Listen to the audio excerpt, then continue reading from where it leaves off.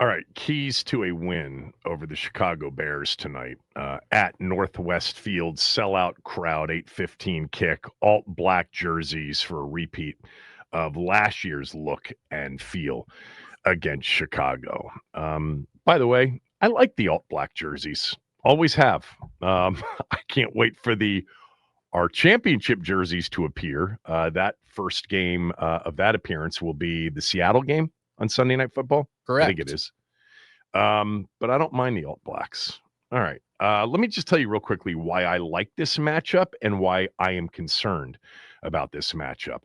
There are obvious things to like about this matchup against the Bears. Number one, they are 31st in the league in rush defense. Washington's number one in rush offense. The Bears are dead last in yards per carry allowed. They allow, this isn't stuttering here, although I just did, 6.2 yards per carry against them. 6.2 yards per carry. That's what teams average against them. Washington, the number one rush offense in yards per and in yards per carry. So this would seem like a matchup that, from that standpoint, gives Washington a huge advantage. I will just warn you that the Bears have only played 4 games, and 2 of them were against really good offensive football teams and teams that can run the football, Dallas and Detroit. And Detroit absolutely torched them. So that can skew things, as we know, in a small sample size. Ashton Genty also had his first big day. Then offensively, while Chicago so far through 4 games can't stop the run, they can't run the ball either. They're 26th in the league in yards per carry. They're 28th in rush EPA, expected points added. Okay, 28th. So when you can't run the ball and you can't stop the run, and you're playing a team who is the best in the league at running the ball and is vastly improved and rising in terms of their ability to stop the run, that just seems like, hello, mismatch. Mismatch in the trenches, running the ball, stopping the run. Well, what could go wrong? So I'll also add to the things about this matchup that make me like it is that Caleb Williams, and I went back and watched the last 2 games, the Cowboy game for them and the Raider game.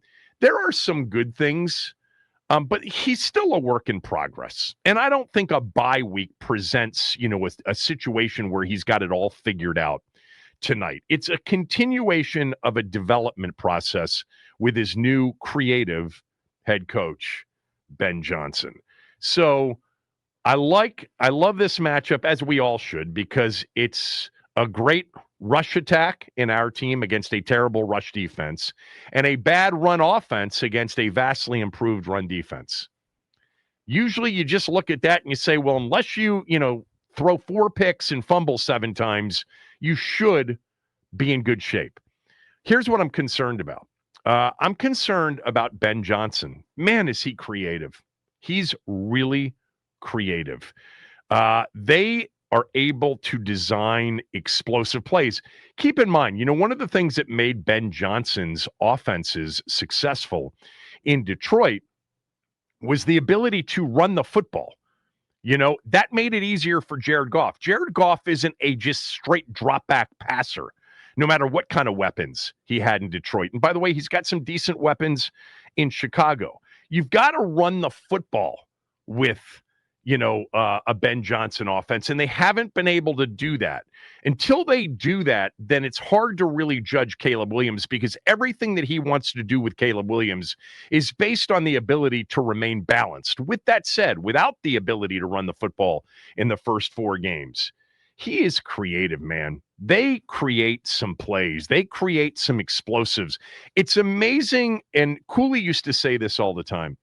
You don't really need to run the football that well for play action to work. And it's true.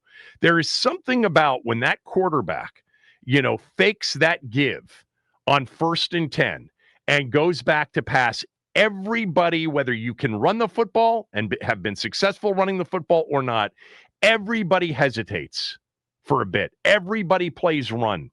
play action is a quarterback's best friend, followed by a run game with play action, and a successful run game.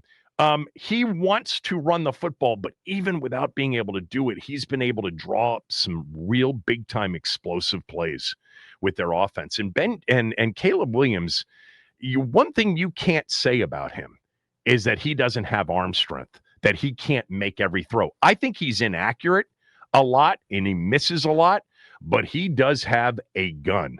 There is no doubt about it. But when they ran the ball with Goff, in Detroit, it made everything else work, and they had tremendous talent. Of course, the big advantage in Detroit was they had a great offensive line.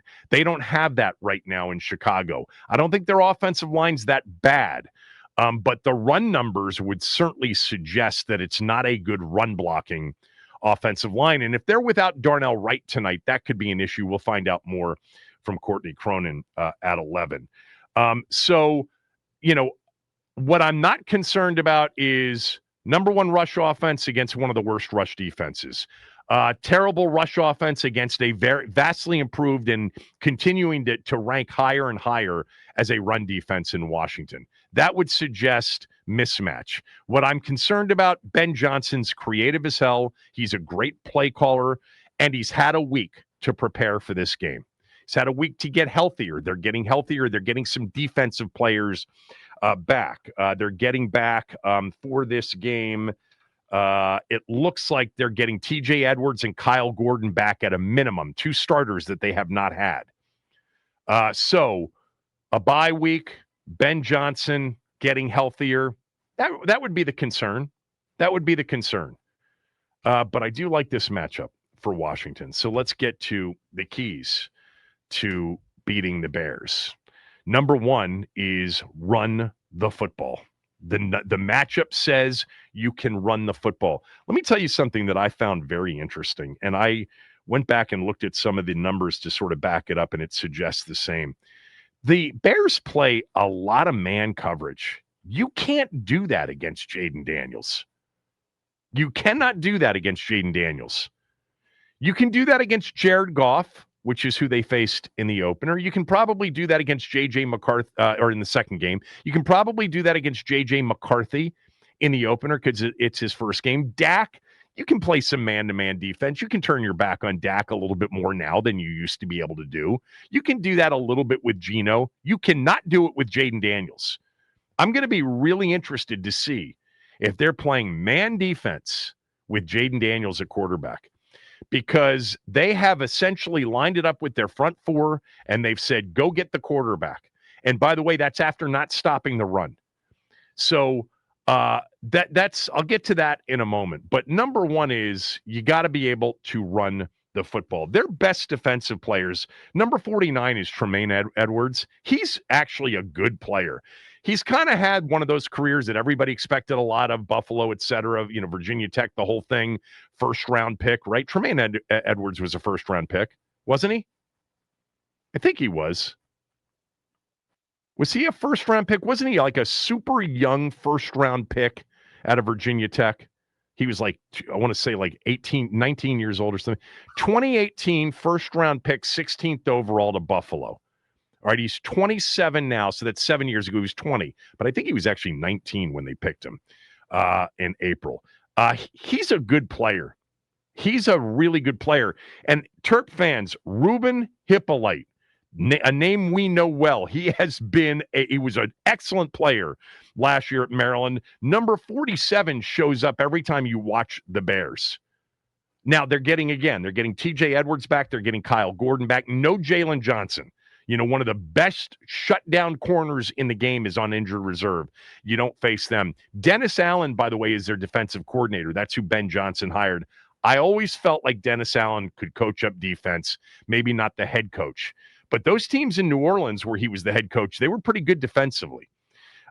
You got to be able to run the football tonight, and I think they can. And if they can run the football, and then you can go play action against a four-man rush and man-to-man behind it, this has an opportunity to be a huge offensive night.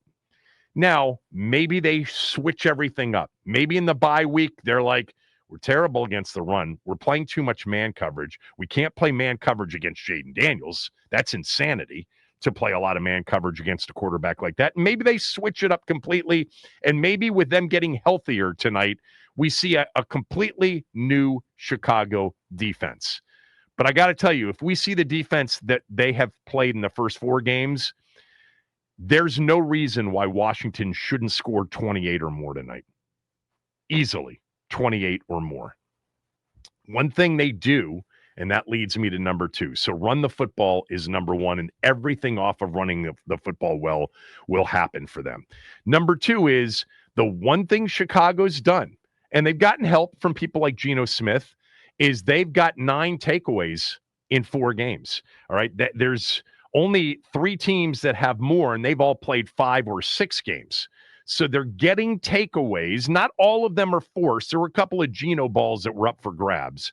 But you can't turn the ball over against this team because that's kind of what's kept them alive. I mean, in the game against Vegas, Geno threw 3 picks in the game, and they ended up in the turnover category +3. They got 4 takeaways altogether. So that was the difference in a game they won by 1 point. They were +3 on the road against a team that we destroyed with Marcus Mariota. All right. And they were +3, and they needed, basically a late field goal to win the game. And then a blocked field goal to preserve the 25-24 win at the very end. So in that game, 4 turnovers and a blocked field goal at the very end of that game. That would be the one thing. You can't give the ball up. Washington's done a great job of protecting the football. We had the 1 fumble from Bill on against the Chargers. Don't turn the ball over, and you should be in good shape. The Bears don't really turn it over either. Caleb's, not getting sacked as much. He's not turning the ball over as much on the season. He's got just 2 interceptions through 4 games. Jaden's got 0 through 3 full games. But I think turnovers, will be massive in this game. It's the way, again, bye week, maybe we get a completely different Chicago team after the bye week defensively. But I would say, looking at this game, the one way for Chicago to legitimately have a chance to win this game is to win the turnover margin as they have. And so Washington's got to be protective of the football. Number 3 in this game is we've got to minimize the coverage mess-ups. I think Washington can stop the run. DeAndre Swift in the game last year was really the guy that got the comeback started. If you recall that game last year, it was low scoring, and Jaden wasn't, 100%, with the sore ribs. And in that game, it was ugly, but Washington was seemingly in control of the game, even though the score didn't necessarily feel that way, but it was like 12-0. And then late in the third quarter, DeAndre Swift rips off a 50-something yard touchdown run. And all of a sudden, it's 12-7. I think that stopping the run is something they've done well. I think they can do it again. But then it comes down to a creative offensive coordinator and a coverage situation that has been a mess. Let's be fair. It's been a mess for much of the season so far. Here's what I wrote down. So even though they can't run the football, they do scheme up some chunk plays, even with play action with no run game. And they do it with playmakers. Rome Odunze is looking really good in terms of the 2024 draft of receivers. 5 touchdowns on the season, 20 catches in 4 games. He is big and can run. 6'3", 215. He was one of Penix Jr.'s receivers at Washington. Rome Odunze is legit good. And then you've got DJ Moore. You've got Olamide Zaccheaus, Mr. Reliable. You got a guy in Luther Burden that his snap count seems to be going up, and he's a threat. They drafted him in the 2nd round out of Missouri. They've got the 2 tight ends. Loveland's been a bit banged up. Cole Kmet's still there, but they've got weapons in the pass game. So, coverage, pressure. They covered up the secondary issues last week with pressure. I think it'll be more problematic to do it tonight with pressure. The Chargers, how many times have we talked about over the years? It's not who you play, it's when you play them. They got the Chargers and the Raiders they got the Raiders at the perfect time. They got the Chargers at the perfect time. The Bears, maybe not the perfect time in terms of your ability to dominate defensively up front. We'll see. But the coverage on the back end has to be better. You've got to eliminate these coverage, blow-ups, these coverage errors that are leading to big chunk plays. Easy pitch and catch. A guy like Ben Johnson, with the receiving core they have, will take advantage of it. That's really what I see as top three keys. Run the football against a team that has shown that they can't run it. And off of that, man, there should be big opportunities against man coverage with Jaden, by the way, as a scrambler. This could be a big scramble night for Jaden against the Bears. Last year, even though he was apparently sore from the ribs, 8 rushes, 52 yards, completely different team, understood. Threw for 326. The odd part of last year's game is that Washington only scored 18 points with 481 yards of offense and no turnovers. It was a weird outing altogether in that particular game last year. I think the same kind of offensive output, yardage-wise, quarterback-wise, Bill, Krosky merit-wise, is in play tonight. I don't see the Bears unless they totally switch up or unless their additions from the injury list are big adds that really make a difference. I just don't see Washington being stopped that much tonight. I see 28 plus on offense, and if you don't turn the ball over, you can win. Then lastly, you just cannot give up chunk plays in the passing game. That'd be the concern, right? Is that Ben Johnson's smart? He's creative. Even without a run game, will he be able to scheme up Rome Odunze against our coverage, DJ Moore against our coverage? It is possible that the Bears end up getting some chunk plays tonight to keep them in it and to keep it close.